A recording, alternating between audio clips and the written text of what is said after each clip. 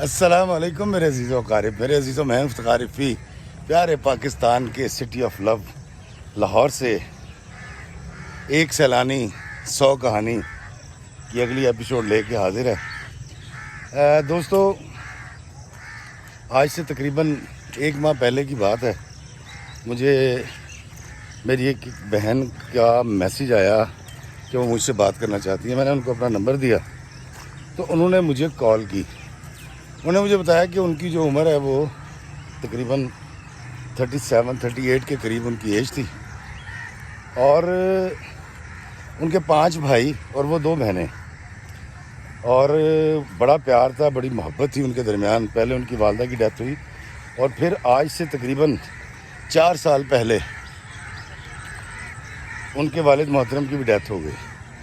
ان کے والد کی جب ڈیتھ ہوئی تو ان کی کوئی زمین تھی کاشتکاری کی جہاں سے ٹھیکہ آتا تھا، اور وہ کم و بیش 2-2.5 مربع سے زیادہ زمین تھی۔ اسلام آباد میں ایک مکان تھا، ایک کسی گاؤں میں مکان تھا، 1-2 پلاٹ تھے۔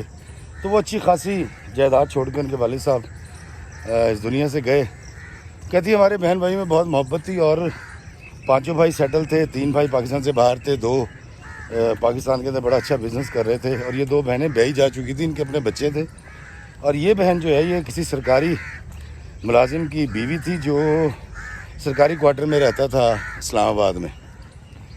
اور ڈیڈی کے مرنے کے بعد بھائی ان کے پاس آئے، اور وہ جو انہوں نے بنانا ہوتا ہے وراثت کا کاغذ، اس کے لیے سائن وغیرہ انگوٹھے وغیرہ کروائے، اور ان سے دونوں بہنوں سے وعدہ کیا کہ جی آپ کا جو حصہ ہوگا جی ہم تو وہ آپ کو دیں گے۔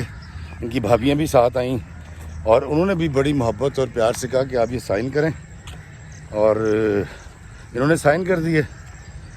بہنیں ویسے بھی بھائیوں سے بہت زیادہ محبت کرتی ہیں۔ میں خود اعتراف کرتا ہوں، میں اپنی بہنوں سے اتنی زیادہ محبت یا مودت نہیں رکھتا جتنی محبت کا اظہار میری بہنیں مجھ سے کرتی ہیں۔ تو ایسا ہے، کہیں نہ کہیں ہے کہ ہم جو مرد ہیں یا ہم جو بھائی ہوتے ہیں اپنی بہنوں سے محبت تو کرتے ہیں، لیکن اتنی نہیں کرتے جتنی بہن کرتی ہے۔ تو دوستو، وہ سائن انگوٹھے کرا کر لے گئے۔ جب ساری چیزیں ٹرانسفر ہو گئی، عدالت میں گواہی ہو گئی، اور وہ جائیداد بک گئی، اور وہ بینک اکاؤنٹ جو ان کے والد صاحب کے نام تھا وہ ان کو ٹرانسفر ہو گیا، تو پھر انہوں نے کیا یہ کہ انہوں نے ان کا فون بھی اٹھانا چھوڑ دیا۔ ان بہنوں کو بڑی حیرانی ہوئی، اور یہ کہتی ہیں کہ جب میں اپنے بھائیوں سے جا کے ملی ہوں فردن یا ان کی فیملیز سے جو یہاں موجود تھے بھائی 2، اور ان بھائیوں نے فون اٹھانا چھوڑ دیا جو پاکستان سے باہر تھے، تو انہوں نے پھر خاندان والوں کو بیچ میں ڈالا، چچا تائے بیچ میں آئے، اور رشتہ داروں نے جب مل کے ان بھائیوں کو اکٹھا کیا اور باہر سے بلایا اور ایک جگہ اکٹھ ہوا، تو ان بھائیوں نے کہا ٹھیک ہے جی ہم دونوں بہنوں کا حصہ دیتے ہیں۔ انہوں نے بیچ میں ایک چیک کاٹ کے رکھ دیا دونوں بہنوں کے لیے، کہا جی یہ اٹھا لو، اور آج کے بعد تمہارا ہمارا رشتہ ختم۔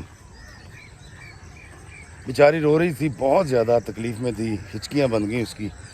اس نے کہا کہ انہوں نے بیچ میں چیک رکھ کے کہا کہ اگر ہم سے ملنا ہے تو پھر یہ چیک مت اٹھاؤ، ورنہ یہ چیک اٹھاؤ اور آج کے بعد ہمارا تعلق ختم۔ تم نے ہمیں خاندان میں بدنام کر دیا، تم نے گھر گھر بات پہنچا دی۔ وہ بہن نے کہا کہ جب آپ میرا حصہ نہیں دے رہے تھے، فون بھی نہیں اٹھا رہے تھے، مل بھی نہیں رہے تھے، تو میں آپ پہ پرچہ درج کروانے سے رہی، تو میں نے خاندان کے پاس ہی جانا تھا۔ دوستو، یہ دونوں بہنیں پریشان ہو گئی اس موقع پہ۔ جو بڑی بہن تھی اس نے چیک اٹھا لیا، اس نے کہا جی مجھے تو ضرورت ہے، میں نے اپنے بچوں کی ایجوکیشن کرنی ہے، ویسے بھی میرا یہ شرعی حق ہے، ملنا نہ ملنا تمہارے اوپر ہے، میں تو ملنا چاہتی ہوں، کہہ کے اس نے چیک اٹھا لیا۔ لیکن اس بہن نے چیک نہیں اٹھایا، محبت کی خاطر، پیار کی خاطر، تعلقات کی خاطر۔ حالانکہ کوئی امیر بھی نہیں ہے، اس کے میاں ایک سرکاری ملازم ہے، اور سرکاری ملازم کتنا ایک امیر ہو سکتا ہے یا متمول ہو سکتا ہے۔ اس بہن کا کہنا یہ تھا کہ میں نے رشتہ بچانے کے لیے، تعلق بچانے کے لیے میں نے افتخار بھائی چیک چھوڑ دیا، اور میری بھابھیوں نے بڑی محبت کا اظہار کیا، بھائیوں نے 1-2 مہینے تو مجھ سے فون پر بات چیت کرتے رہے۔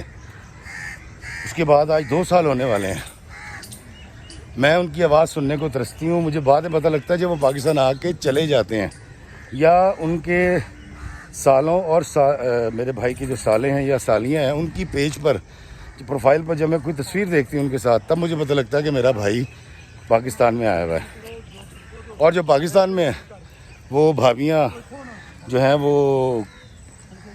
کچھ ایسا انہوں نے ماحول بنا دیا ہے کہ نہ وہ ملتی ہیں اور نہ بھائیوں کو ملنے دیتی ہیں۔ اور ویسے بھی انہوں نے خود کہا تھا کہ تعلق چاہیے یا پیسے، تو بڑی بہن نے تو پیسے لے لیے تھے، لیکن میں نے تو تعلق لیا تھا، تو وہ اپنے وعدے کو پورا کیوں نہیں کر رہی، کہہ کر وہ رو پڑی۔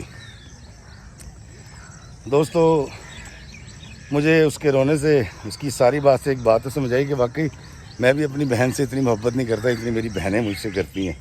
ہم بھائی کرتے ضرور ہیں لیکن بہنیں زیادہ محبت کرتی ہیں۔ ہمارے اس خطے کے اندر ایسی ایک روایت ہے کہ بہنیں بھائیوں پہ جان نثار کر دیتی ہیں۔ اور وہ بہن رو رہی تھی اور کہہ رہی تھی کہ